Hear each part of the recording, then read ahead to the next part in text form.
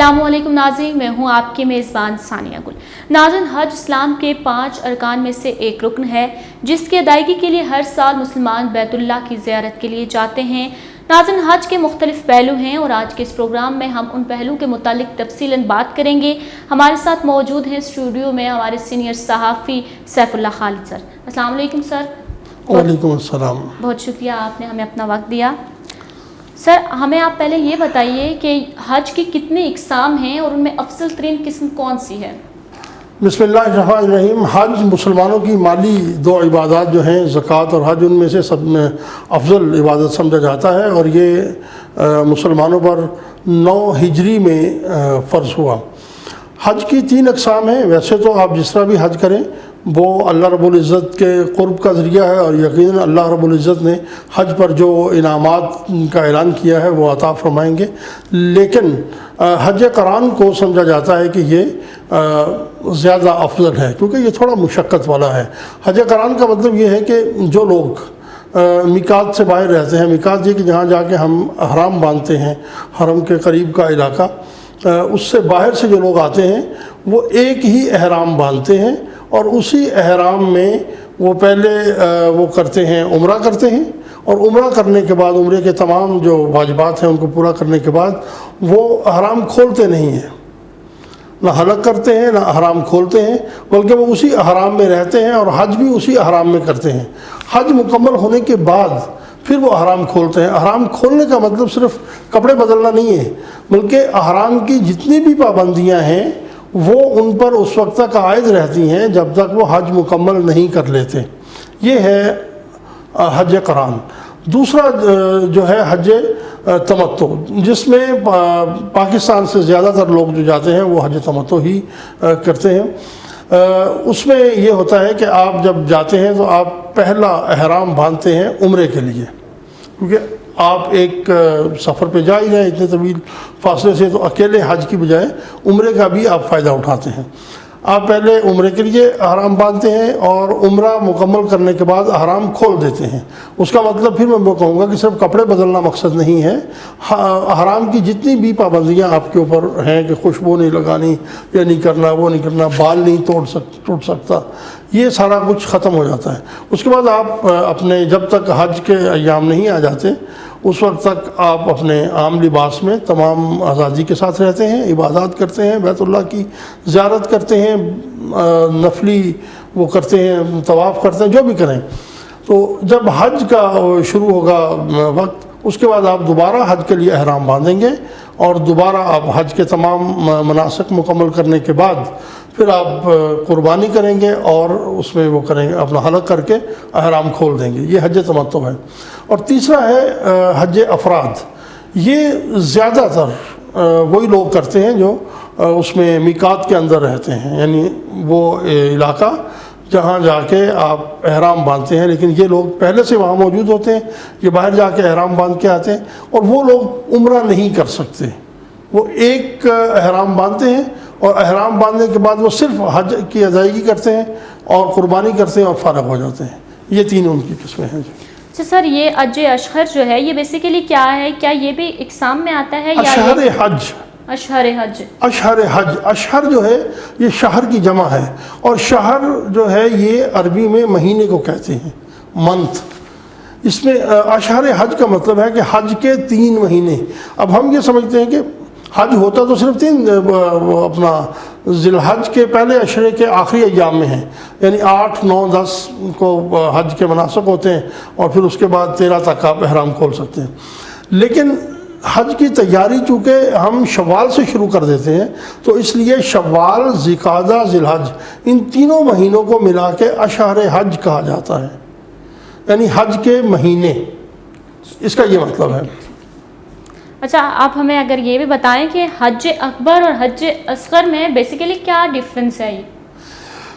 دیکھیں جی، کچھ تو ایسی اصطلاحات ہیں جو شریعت نے ہمیں عطا کی ہیں، جو اللہ کی طرف سے، اللہ کے نبی کی طرف سے یا فقہ کی طرف سے ہمیں ملی ہیں، اور کچھ ایسی چیزیں ہیں جو غلط العام ہیں، عوام نے اپنے طور پہ مشہور کر رکھی ہیں۔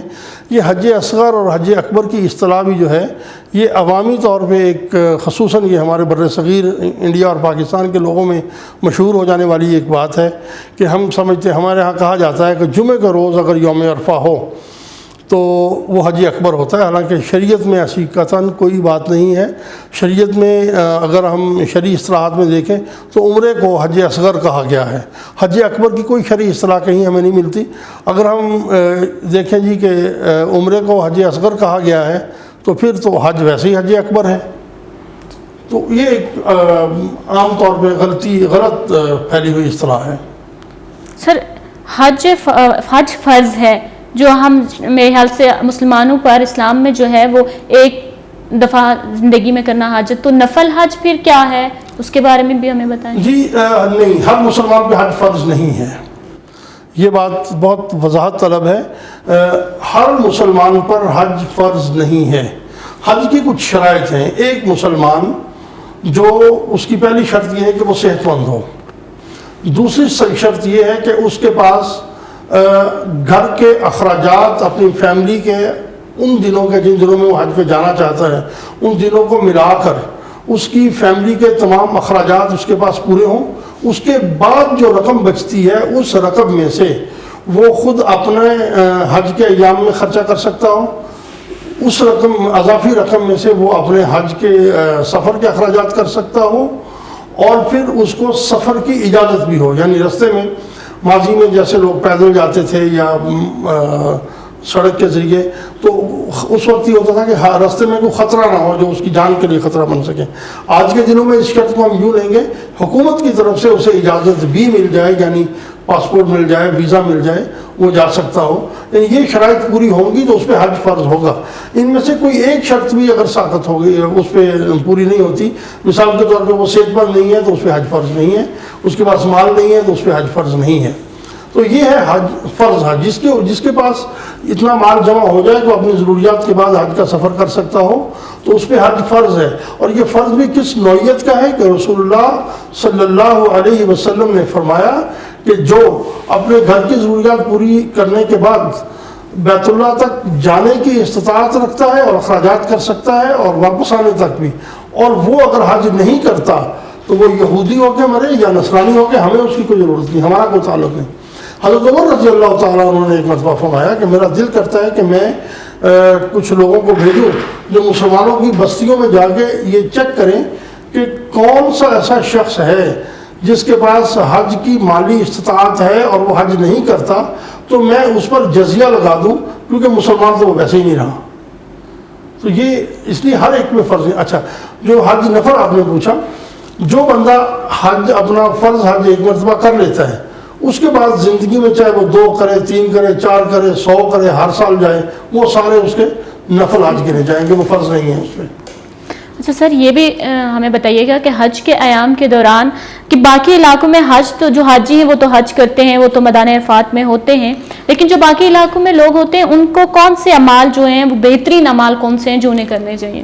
لیکن جی صرف ایام حج نہیں، یہ جو ذی الحجہ کا پہلا عشرہ ہے، 1 ذی الحج سے لے کے 10 ذی الحج تک، یہ پورے سال کے ایام کے اوپر انتہائی افضل گنا جاتا ہے، بلکہ بعض فقہا تو یہ بھی سمجھتے ہیں کہ یہ جو 10 دن ہیں یہ رمضان المبارک کے پہلے اور دوسرے عشرے سے بھی زیادہ افضل ہیں، البتہ تیسرے عشرے کے بارے میں ایسا نہیں کہا جاتا۔ تو اس کا مطلب یہ ہوا کہ ہم ان 10 دنوں میں اس 10 دنوں کو اسی طرح سے اہم سمجھیں جس طرح سے ہم رمضان المبارک کے عشروں کو اہم سمجھتے ہیں۔ ان 10 دنوں میں ہم اپنے لیے اللہ رب العزت کو منا سکتے ہیں، ان سے توبہ استغفار کر سکتے ہیں اور ان کی تسبیح و تحلیل کر سکتے ہیں، اور کہا یہ جاتا ہے کہ اگر کوئی شخص استطاعت رکھتا ہو یعنی صحت کے حوالے سے تو ان 10 دنوں میں پہلے 9 دن روزہ رکھے، بہت ہی افضل ہے۔ رسول اللہ صلی اللہ علیہ وسلم ان ایام میں روزہ رکھا کرتے تھے۔ اگر وہ پورا عشرہ روزہ نہیں رکھ سکتا تو 9 ذی الحج کا روزہ تو اسے لازماً رکھ لینا چاہیے۔ اب یہ کہ اس پورے عشرے میں ہمیں کرنا کیا چاہیے. ہمارے ہاں یہ ایک بڑا سوال ہے، عوامی طور پہ ہم جہاں بھی جاتے ہیں یہ سوال ہوتا ہے کہ جی ہم جب کہتے ہیں کہ اللہ کو منائیں، تسبیح تحلیل کریں، نماز پڑھیں، لوگ یہ سوال کرتے ہیں کیا کیا کرنا چاہیے، کس وقت کیا کریں. تو اس حوالے سے مفتی اعظم پاکستان مفتی تقی عثمانی صاحب نے ایک ترتیب بیان کی ہے، اگر آپ اجازت دیں تو میں وہ بیان کر دیتا ہوں یہاں. تو اس میں یہ ہے جی کہ 5 وقت کی نماز کا باجماعت اہتمام کیا جائے مردوں کے لیے، اور خواتین کو چاہیے کہ وہ اپنے گھر میں اول وقت میں نماز پڑھیں.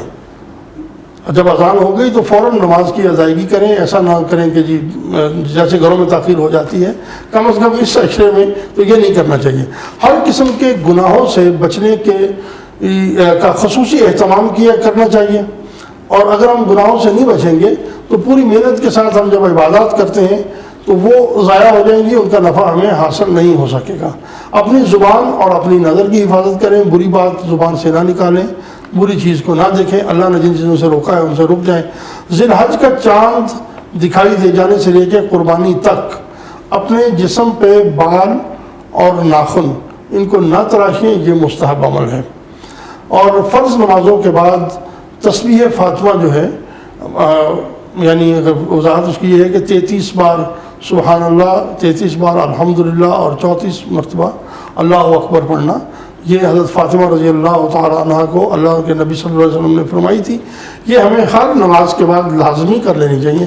سال کے سارے مہینوں میں کرنی چاہیے لیکن ان 10 دنوں میں تو لازمی کریں. اور کم از کم یوم عرفہ یعنی 9 ذی الحج کا روزہ ضرور رکھنا چاہیے. چلتے پھرتے 2 چیزوں کا اہتمام کریں. ایک تو یہ ہے کہ اللہ لا الہ الا اللہ اللہ اکبر وللہ الحمد اس کا ہے، اور دوسرا ہے کہ سبحان اللہ والحمدللہ ولا الہ الا اللہ واللہ اکبر. یہ 2 کلمات جو ہیں ان کا آپ چلتے پھرتے ہمیں کرنا چاہیے. اور درود شریف پڑھیں، اور کم از کم 10-15 منٹ روزانہ آپ تلاوت قرآن پاک پڑھیں. نماز مغرب کے بعد 2 نفل مزید پڑھیں، اس کو نماز اوابین کہتے ہیں. اگر ممکن ہو سکے بلکہ کوشش کرنی چاہیے کہ ان 10 دنوں میں تہجد کی نماز وہ قضا نہ ہو، 2 رکعت 4 رکعت پڑھ لی جائے، تہجد پڑھی جائے. اور صدقہ و خیرات، اب صدقہ و خیرات کے بارے میں ہمارے یہاں یہ سمجھا جاتا ہے کہ ہم کوئی لاکھوں روپیہ ہزاروں روپیہ ہی دیں تو وہی صدقہ ہوگا. نہیں، اللہ کے نبی صلی اللہ علیہ وسلم نے فرمایا کہ اگر کھجور کی گٹھلی بھی دیں گے تو وہ بھی صدقہ ہے. تو اس لیے جو بھی ممکن ہو سکے وہ صدقہ ضرور کرنا چاہیے. تو یہ وہ اعمال ہیں جو ہمیں انشاءاللہ فائدہ دیں گے. سر، حج بدل کیا ہے اور اس کی ادائیگی کا طریقہ کیا ہے؟ کیا یہ مختلف ہوتا ہے حج سے جو ہم کرتے ہیں ذی الحج کے موقع پر؟ جی حج بدل کوئی مختلف نہیں ہے. حج بدل کا معاملہ صرف اتنا سا ہے کہ ایک شخص ہے، اس پہ حج فرض ہو گیا، لیکن وہ حج پہ جا نہیں سکتا کہ وہ بیمار ہے، وہ بہت زیادہ بیمار ہے، وہ سفر ہی نہیں کر سکتا. یا کوئی ایسا شخص ہے جس پہ حج فرض تھا وہ فوت ہو گیا، اس نے وصیت کی کہ میرے مال میں سے کوئی میری جگہ حج کر دے. یا ہمارے والدین، وہ ان پہ حج فرض تھا، کسی کے بھی والدین ان پہ حج فرض تھا اور وہ وصیت نہیں کر سکے، لیکن اولاد ان کے مال میں سے ان کے لیے چاہتی ہے کہ کوئی حج کرے، تو وہ جو کسی کی جگہ پہ حج کرنا ہے اس کو حج بدل کہتے ہیں. اور اس کے لیے جو سب سے بڑی شرط ہے وہ یہ ہے، جسے ہمارے ہاں اکثر وہ لوگ نظر انداز کر دیتے ہیں، کہ جو بندہ حج بدل کرنے کے لیے جا رہا ہے اس نے خود اپنا فرض حج پہلے کیا ہوا ہو. اور یہ رسول اللہ صلی اللہ علیہ وسلم کا واضح حکم ہے کہ آپ صلی اللہ علیہ وسلم نے دیکھا کہ ایک شخص جو ہے وہ کسی دوسرے کے نام کا تلبیہ پڑھ رہا تھا. اسے پوچھا کہ تم ایسا کیوں کر رہے ہو؟ اس نے کہا مجھے اس نے حج پہ بھیجا ہے. آپ نے فرمایا تم نے پہلے فرض حج کیا؟ اس نے کہا نہیں. تو فرمایا جاؤ پہلے اپنا حج کرو پھر اس کا حج کرنا. اچھا سر، یہ بھی بتائیے کہ ہمارے ہاں موسٹلی جو ہوتا ہے کہ ہم بڑھاپے میں زیادہ لوگ ترجیح دیتے ہیں کہ اب ہم حج کر لیں، ہمارا مطلب ایج بڑھاپا ہو چکا ہے اور ہم زندگی کے اختتام کی طرف جا رہے ہیں. یہ ایک کانسیپٹ بنا ہوا ہے کہیں نہ کہیں. تو لوگ اگر کوئی جوان ارادہ بھی کر لے تو اس کو موسٹلی یہ کہا جاتا ہے کہ تمہاری تو عمر پڑی ہوئی ہے. تو اس کانسیپٹ کے متعلق آپ کیا کہیں گے؟ یہ کانسیپٹ صرف ہندوستان پاکستان میں ہے. اللہ رب العزت کا بہت احسان ہے کہ مجھے اللہ رب العزت نے ایک سے زیادہ مرتبہ موقع دیا کہ میں اللہ کے گھر پہ حاضر ہوا حج کے لیے. تو میں نے وہاں جو دیکھا اور وہ یہ ہے کہ پاکستان اور انڈیا سے بوڑھوں کے جہاز بھر کے جا رہے ہوتے ہیں اور باقی پوری دنیا سے نوجوان آ رہے ہوتے ہیں. حج ہر مسلمان پہ اس وقت فرض ہو گیا جب اس کے پاس اپنی ضرورت سے زیادہ مال آ گیا، چاہے وہ جوان ہے چاہے وہ بوڑھا ہے۔ بلکہ جہاں تک روایات کا تعلق ہے نا کہ رواج بن گیا، ہمارے معاشرے میں یہ رواج ہے کہ بوڑھے جاتے ہیں، جبکہ ملائیشیا، انڈونیشیا اور بعض ترکی میں بھی کے علاقوں میں بھی یہ رواج ہے کہ وہاں شادی سے پہلے حج کرنا لازم ہوتا ہے۔ وہاں بڑا معیوب سمجھا جاتا ہے کہ کوئی بندہ کسی کی شادی ہو رہی ہے لیکن اس نے حج نہیں کی، تو یہ کوئی ایسی شرعی بات نہیں ہے، بلکہ بہتر ہے، کوشش کرنی چاہیے۔ نوجوان کا حل ویسے بھی زیادہ افضل ہے کہ وہ بھاگ کے پوری مناسک پورے کر لیتا ہے، بوڑھا آدمی بیچارہ تو چلنے سے بھی وہ مشکل ہوتا ہے، اور وہاں یہ حج مشقت والی عبادت ہے، یہ ذہن میں حج ایک مشقت والی عبادت ہے، ایک نوجوان بھی تھک جاتا ہے حج کے اعمال میں۔ سر بہت شکریہ آپ نے ہمیں وقت دیا۔ ناظرین، امید کرتی ہوں کہ آج کے اس معلوماتی پروگرام سے آپ کو استفادہ ہوگا۔ مجھے دیجیے اجازت، اللہ حافظ۔